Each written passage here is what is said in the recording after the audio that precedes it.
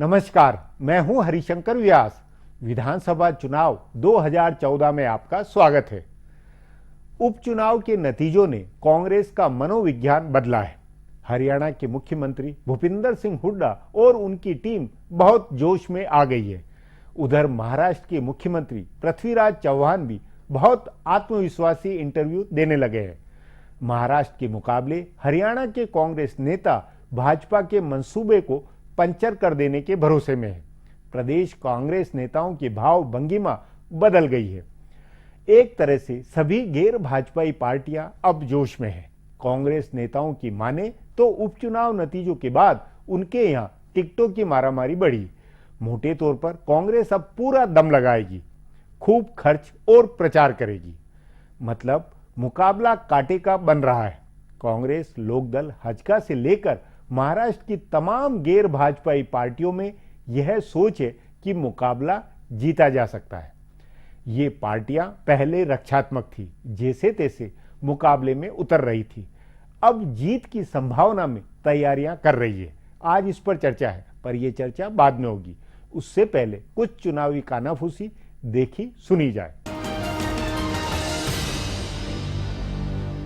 Bharatiya Janata party की वरिष्ठ नेता और विदेश मंत्री सुषमा स्वराज अब हरियाणा के चुनाव प्रचार में उतरेंगी। भाजपा के जानकार सूत्रों का कहना है कि उन्होंने जिसके लिए टिकट की पैरवी की है, पार्टी आलाकमान ने उसे उम्मीदवार बना दिया। नेताओं के रिश्तेदारों को टिकट नहीं देने की नीति तय करने के बावजूद सुषमा स्वराज की बहन वंदना शर्मा को सफीदो सीट से उम्मीदवार बनाया गया। सुषमा की एक और करीबी ब्राह्मण नेता लतिका शर्मा को भी पार्टी ने कालका से टिकट दिया है। हालांकि बताया जा रहा है कि सुषमा स्वराज उनको नारायणगढ़ से टिकट दिलाना चाहती थीं। बहरहाल टिकटों की घोषणा के बाद अब उम्मीद की जा रही है कि सुषमा स्वराज प्रचार में उतरेंगी। भाजपा के पास वे इकलौती नेता हैं जिनकी पूरे प्रदेश में पहचान है और जिनके नाम पर भाजपा कुछ हवा बना सकती है। वैसे तो हरियाणा के लिए भाजपा का प्रचार नरेंद्र मोदी के नाम से ही शुरू हुआ है, लेकिन पार्टी नेताओं का कहना है कि सुषमा स्वराज की रैलियों की भी काफी मांग हो रही है। पार्टी के ज्यादातर उम्मीदवार नरेंद्र मोदी और अमित शाह के बाद सिर्फ एक ही राष्ट्रीय नेता की रैली की मांग कर रहे हैं और वे सुषमा स्वराज हैं। बताया जा रहा है कि भाजपा हरियाणा के चुनाव में उनका पूरा इस्तेमाल करना चाहती है, लेकिन यह भी उनके अमेरिका से लौटने के बाद ही होगा।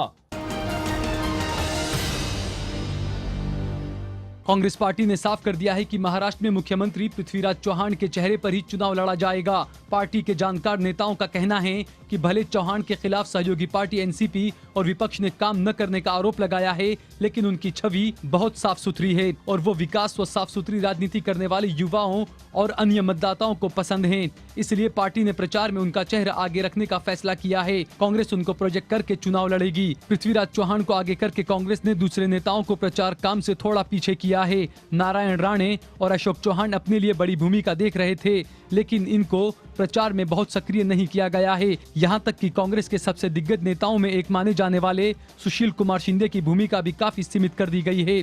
बताया जा रहा है कि राणे कोंकण के इलाके तक सीमित रहेंगे और अशोक चौहान भी ज्यादा से ज्यादा अपनी लोकसभा सीट नांदेड़ के आसपास ही काम करेंगे। प्रदेश अध्यक्ष माणिकराव ठाकरे को विदर्भ के इलाके में कुछ जगहों पर सीमित कर दिया गया है। हालांकि विदर्भ के इलाके में विलास मुत्तेमवार उनसे ज्यादा सक्रिय हैं। झारखंड में हेमंत सोरेन आदिवासी और अल्पसंख्यक वोट एक करने में लगे हैं। मुख्यमंत्री हेमंत सोरेन और उनकी पार्टी की रणनीति भाजपा बनाम झारखंड मुक्ति मोर्चा का मुकाबला बनवाने की है। जेएमएम नेताओं को लग रहा है कि इससे अल्पसंख्यक वोट पूरी तरह से उसके साथ आ सकता है। वैसे भी संथाल परगना के इलाके में अल्पसंख्यक भाजपा को रोकने के लिए जेएमएम का साथ देते हैं। इस बार कांग्रेस और राष्ट्रीय जनता दल भी उसके गठबंधन में है, इसलिए हेमंत सोरेन और उनकी पार्टी के नेता ज्यादा मजबूत ध्रुवीकरण की संभावना देख रहे हैं। अभी जेएमएम नेताओं की पहली कोशिश बाबूलाल मरांडी की पार्टी जेवीएम को कमजोर करने की है। भाजपा से अलग होने के बाद मरांडी ने अपनी छवि अल्पसंख्यक समर्थक नेता की बनाई है। इससे खतरा मुस्लिम वोट बंटने का है। हेमंत सोरेन मरांडी की पार्टी को कमजोर करके यह मैसेज देना चाहते हैं कि असली मुकाबला उनसे और उनके नेतृत्व वाले गठबंधन से है। तभी रांची के मोरहाबादी मैदान में सम्मेलन करके हेमंत ने मरांडी की पार्टी के अल्पसंख्यक मोर्चे की 8 जिला इकाइयों का विलय अपनी पार्टी में कराया। जेएमएम को आदिवासी वोटों का भरोसा है और उसमें अल्पसंख्यक वोट जोड़ने की कोशिश चल रही है। भाजपा नेता भी मरांडी को कमजोर करने के लिए अंदर खाने जेएमएम के प्रयासों का समर्थन कर रहे हैं। अब विधानसभा चुनाव का माहौल बनाने और बताने वाली इन सुर्खियों पर गौर करें। हरियाणा में भारतीय जनता पार्टी के भीतर टिकट बंटवारे को लेकर घमासान मचा है। बाहर से आए करीब 40 नेताओं को टिकट दिए जाने से पार्टी के पुराने कार्यकर्ता नाराज हैं और सड़कों पर उतरकर विरोध जता रहे हैं। सोनीपत के पूर्व सांसद जितेंद्र मलिक, इनेलो के पूर्व सांसद सुरेंद्र बरवाला, आम आदमी पार्टी के नेता जय सिंह ठेकेदार, कांग्रेस के दराव सिंह राजौरा जैसे कई नेताओं को भाजपा ने टिकट दी है, जिनका विरोध हो रहा है। पार्टी की राष्ट्रीय सचिव सुधा यादव को टिकट नहीं मिली है, इससे उनके समर्थक नाराज हैं। चंदर भाटिया की अनदेखी से नाराज उनके समर्थक प्रदर्शन कर रहे हैं और इनेलो ने उनको अपनी टिकट देने का प्रस्ताव दिया है। फरीदाबाद, करनाल, सोनीपत लगभग हर जगह विरोध हो रहा है। हरियाणा में भारतीय जनता पार्टी ने सभी 90 सीटों पर अपने उम्मीदवारों की घोषणा कर दी है। प्रदेश के मुख्य विपक्षी पार्टी इंडियन नेशनल लोकदल ने भी 80 से ज्यादा सीटों पर उम्मीदवारों के नाम का ऐलान कर दिया है। दोनों मुख्य पार्टियों की घोषणा के बाद कांग्रेस और हरियाणा जनहित कांग्रेस को अपने उम्मीदवार तय करने में आसानी हुई है। बताया जा रहा है कि कांग्रेस और हजका दोनों इसका इंतजार कर रहे थे। पितृपक्ष के बहाने दोनों पार्टियों ने सूची रोके रखी, लेकिन भाजपा और इनेलो की सूची के मुताबिक दोनों ने अपने उम्मीदवार पहले ही तय कर लिए हैं। महाराष्ट्र में कांग्रेस ने भले मुख्यमंत्री पृथ्वीराज चौहान को प्रचार में सबसे आगे रखने का फैसला किया है, लेकिन वे जिस सीट पर चुनाव लड़ना चाहते हैं वहां बगावत के आसार दिख रहे हैं। कांग्रेस का गढ़ माने जाने वाले कराड़ दक्षिण सीट के विधायक विलास राव पाटिल उंधालकर ने बगावती तेवर दिखाने शुरू कर दिए हैं। पार्टी के एक दूसरे नेता अतुल भोसले ने भी बगावत का झंडा उठाया है। इससे मुख्यमंत्री के लिए मुश्किल हो सकती है। महाराष्ट्र के दो नेताओं अजीत पवार और राज ठाकरे की महत्वाकांक्षा बहुत बढ़ी हुई है। दोनों नेताओं का बहुत बड़ा आधार नहीं है और दोनों अपने दम पर बहुत कम सीटें जीतने की क्षमता रखते हैं, लेकिन दोनों नेताओं को लग रहा है कि त्रिशंकु विधानसभा बनने की स्थिति में उनकी लॉटरी खुल सकती है। इसलिए अजीत पवार ने अपने चाचा और पार्टी प्रमुख शरद पवार पर अकेले लड़ने का सबसे ज्यादा दबाव डाला। जूनियर पवार और राज ठाकरे को लग रहा है कि बड़ी पार्टियों में कोई किसी का समर्थन नहीं करेगा, तब वे अपनी दावेदारी कर सकते हैं। झारखंड में भारतीय जनता पार्टी के नेता लोकसभा चुनाव में शानदार प्रदर्शन के बावजूद विधानसभा चुनाव में 2 इलाकों को लेकर चिंता में हैं। बताया जा रहा है कि झारखंड मुक्ति मोर्चा का गढ़ रहे संथाल परगना में पार्टी को अपनी संभावना कमजोर दिख रही है। इस इलाके की 2 लोकसभा सीटें जेएमएम ने जीती। प्रदेश की सिर्फ इन्हीं 2 सीटों पर भाजपा हारी है। इसके अलावा बिहार की सीमा से लगते पलामू इलाके में भी भाजपा को ज्यादा काम करने की जरूरत दिख रही है। पार्टी के प्रदेश के सभी बड़े नेताओं को इन दोनों इलाकों पर ज्यादा ध्यान देने के लिए कहा गया है। अब एक ब्रेक है, उसके बाद चुनावी हिसाब किताब की गणित होगी।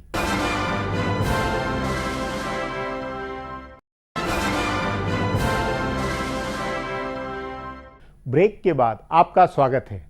जो सत्ता में होता है वह वैसे भी बहुत अधिक गलतफहमियों में जीता है। उपचुनावों में भाजपा की हार के बाद तो हरियाणा और महाराष्ट्र में सभी नेता सोच रहे हैं कि प्रदेश के चुनाव अलग तरह के होते हैं, उनमें नरेंद्र मोदी का जादू नहीं चलेगा। सचमुच उपचुनाव के नतीजों ने राजनीतिक मनोविज्ञान को जबरदस्त बदला है। कांग्रेस प्रदेश की स्थितियों, मुद्दों और अपनी सरकारों की उपलब्धियों पर प्रचार रणनीति को गुथ चुकी है। इस पर आगे चर्चा करें, उससे पहले देखें चुनावी गणित का यह हिसाब।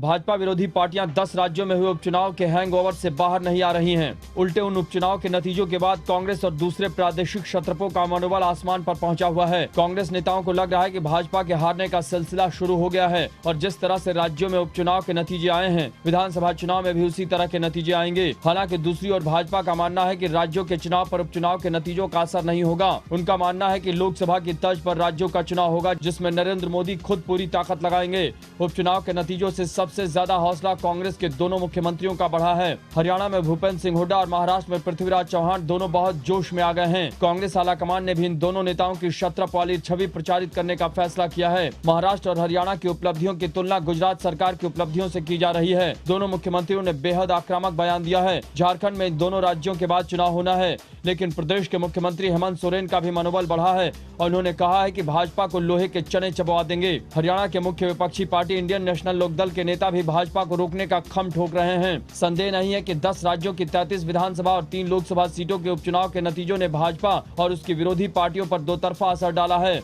कांग्रेस और भाजपा विरोधी दूसरे क्षेत्रीय पार्टियों के नेताओं का मनोबल बढ़ा है और उनको यह भरोसा हुआ है कि वे नरेंद्र मोदी के जादू को कम कर सकते हैं, भाजपा का विजय रथ रोक सकते हैं। उनमें यह भरोसा आया है कि मोदी के नेतृत्व में भाजपा अजेय नहीं है। भाजपा नेताओं और कार्यकर्ताओं के मनोबल की 2 किस्म की व्याख्या है। आमतौर पर माना जा रहा है कि भाजपा का मनोबल कम हुआ है और अजेय होने का उसका भी भ्रम टूटा है।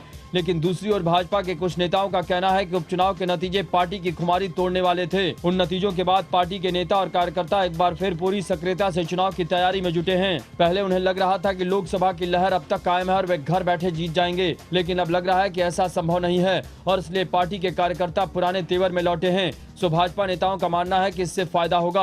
अब इसी मुद्दे पर वरिष्ठ पत्रकार प्रदीप श्रीवास्तव से बात करते हैं। साथ में मेरे सहयोगी अजीत द्विवेदी भी होंगे। प्रदीप, उपचुनावों के नतीजों के बाद में कांग्रेस के अंदर विधानसभा चुनाव की तैयारियों के सिलसिले में उसका मनोविज्ञान किस तरह का है? देखिए, विधानसभा ये जो उपचुनाव के नतीजे निकले उससे कांग्रेस के चुनाव तैयारियों में कोई खास फर्क नहीं पड़ा, लेकिन कांग्रेस के मनोबल में जो मैंने मनोवैज्ञानिक असर उस पर पड़ा वो काफ़ी ज़्यादा पड़ा। इसलिए पड़ा कि इस हार के बाद, लोकसभा चुनाव हार के बाद, और दूसरे उसके बाद पार्टी में जिससे डिटोरेशन स्टार्ट हो गया था, जिससे पार्टी में तरह तरह के बयानबाजी, उसके बाद गुटबाजी स्टार्ट हो गई थी, उससे जो है जो कार्यकर्ताओं का और जो नेताओं का साथ, स्थानीय नेताओं का हरियाणा नहीं, वो मैं हरियाणा और महाराष्ट्र को सिलसिले में लगता नहीं कि भूपिंदर सिंह हुड्डा हो या प्रदेश अध्यक्ष हो या पृथ्वीराज चौहान हो, वो जो इंटरव्यू में जिस तरह बात कह रहे हैं, ये लगता है कि वो बिल्कुल अब उस अंदाज में है कि नहीं, हम भाजपा के इरादों में पंचर कर सकते हैं। बहुत आक्रामक अंदाज में इंटरव्यू और भाषण आ रहे हैं। निश्चित तौर पे अभी तक जो है डिफेंस पे थी कांग्रेस। अब ये जो रिजल्ट आया, स्पेशली राजस्थान गुजरात के रिजल्ट के बाद या यूपी के रिजल्ट के बाद, वो अपोजिशन को, कांग्रेस को या दूसरी पार्टियों को आक्रामक होना ही था। तो आक्रामक है, वो तो वाजिब है और पॉलिटिकल भी है।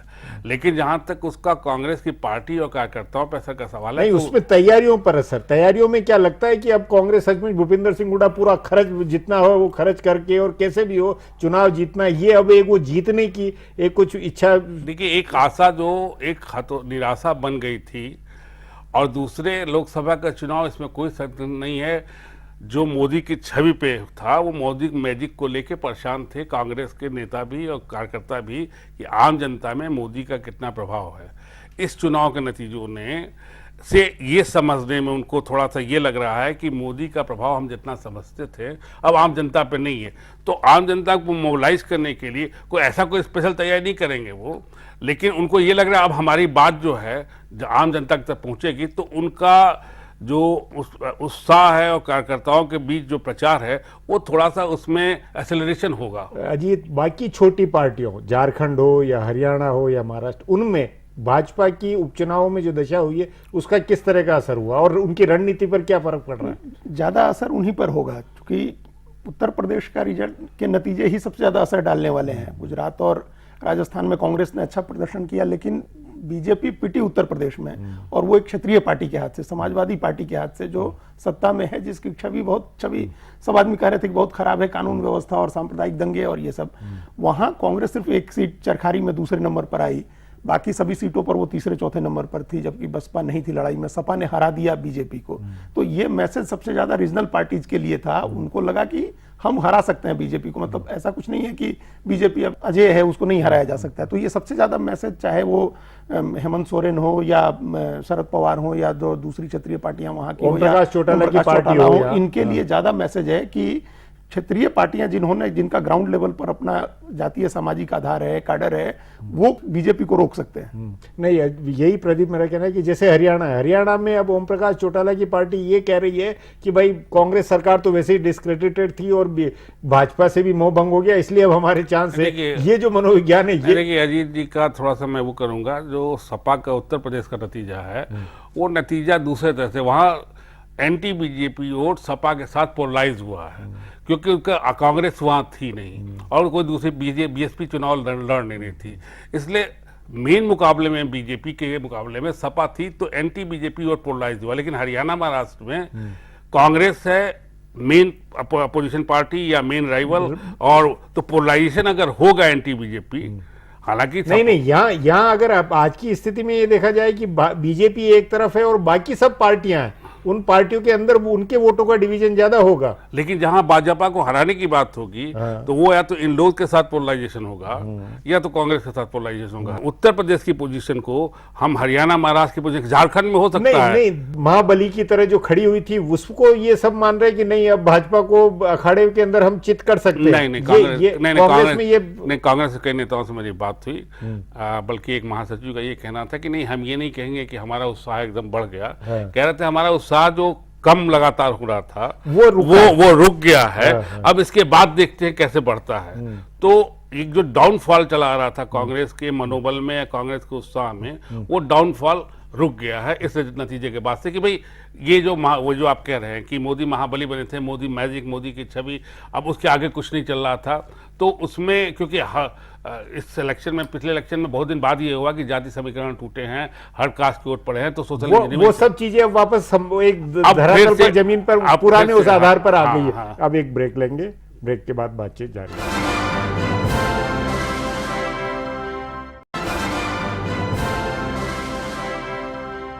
ब्रेक के बाद फिर आपका स्वागत है। हरियाणा में कांग्रेस जहां आक्रामक हुई है, वहीं चौटाला की लोकदल पार्टी और हजका का दावा है कि उपचुनाव में भाजपा हारी तो इसका अर्थ उनका बोलबाला बनेगा। इनके अनुसार कांग्रेस पहले से ही जनता की निगाहों में उतरी हुई है, भाजपा भी उतर गई है, इसलिए उनकी पार्टी का मौका है। मतलब उपचुनाव के नतीजों का छोटी पार्टियों ने अलग अर्थ निकाला है। इसी पर अब आगे और बात करते हैं। उपचुनाव नतीजों के बाद एनसीपी और कांग्रेस, या कांग्रेस हरियाणा के अंदर या झारखंड के अंदर जो कांग्रेस और उनका हेमंत सोरेन का अलायंस है, उनके मनोविज्ञान में वो सब एकजुट, उनमें एकजुटता बनेगी या क्या क्या रुख व्यवहार होता हो, क्या रुख बनता लगता है? देखिए, इस चुनाव से आप सही कह रहे हैं, इसका भी एक बहुत बड़ा असर अलायंस पे पड़ेगा, दोनों तरफ पड़ेगा, उधर भी पड़ेगा, इधर भी पड़ेगा। जो एंटी बीजेपी पोलराइजेशन होगा, उनको ये आभास हो गया है कि अगर हम पोलराइज वोट डालेंगे तो बीजेपी को हरा सकते हैं।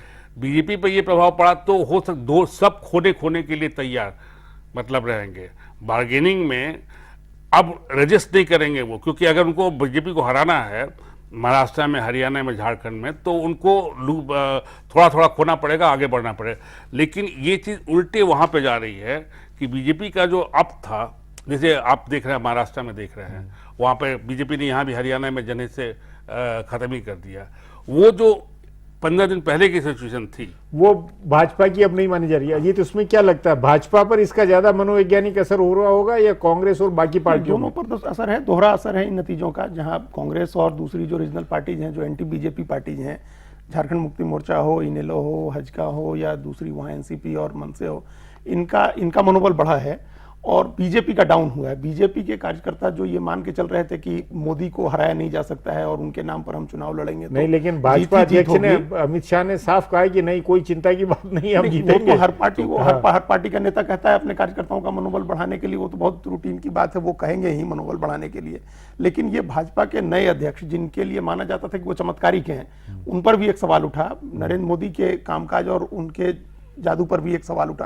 तो बीजेपी के कार्यकर्ताओं का मनोबल जो अब हो सकता है कि इससे वो ज्यादा उत्साह में आए, ज्यादा ताकत लगाएं। ये भी हो सकता है कि वो पहले समझते थे ज्यादा, मतलब एक हिसाब से भाजपा को ये चेतावनी वाले थे, इसलिए अब भाजपा पूरा दम लगाएगी, प्रधानमंत्री नरेंद्र मोदी की प्रतिष्ठा दांव पर लगाएगी, लड़ेगी। ये हकीकत है, इस पे लापरवाही हो सकती है, ये भी संभव है। हो सकता है कि अगर वो समझ गए कि नहीं भाई, हम ऐसे नहीं चुनाव जीत सकते हैं, अब मामला नीचे जा रहा है, तो इसका रिएक्शन हो सकता है कि, लेकिन मतलब इसमें ये कि भूपिंदर सिंह हुड्डा या कांग्रेस के नेता जरा वो हो जाए कि नहीं ठीक है, हम हो सकता है कि ओवर कॉन्फिडेंस में आ जाए और भाजपा बिल्कुल अब बिल्कुल जमीनी तौर पर मेहनत पे उतरे। मुझे नहीं लगता कि हुड्डा अगर जमीनी सच्चाई समझ रहे हैं, ये साइकोलॉजिकल है मामला, वो जमीनी सच्चाई कुछ और है। तो साइकोलॉजी और जमीनी सच्चाई हुड्डा समझ रहे हैं, इलेक्शन उनके लिए बहुत डिफिकल्ट है।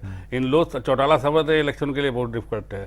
बीजेपी का प्रचार प्रसार हो गया है लोकसभा इलेक्शन के बाद। अब वो बीजेपी हरियाणा में हो उस तरह से नहीं है जैसे पहले है। इसी तरह महाराष्ट्र में भी बीजेपी के लोकसभा चुनाव के बाद उसकी लोकसभा सीटें बढ़ी हैं, तो उसका भी असर पड़ेगा, क्योंकि एमपी कुल मिलाकर इसके उपचुनावों के छोटे से नतीजों में दोनों पार्टियों पर बहुत भारी गहरा असर हुआ।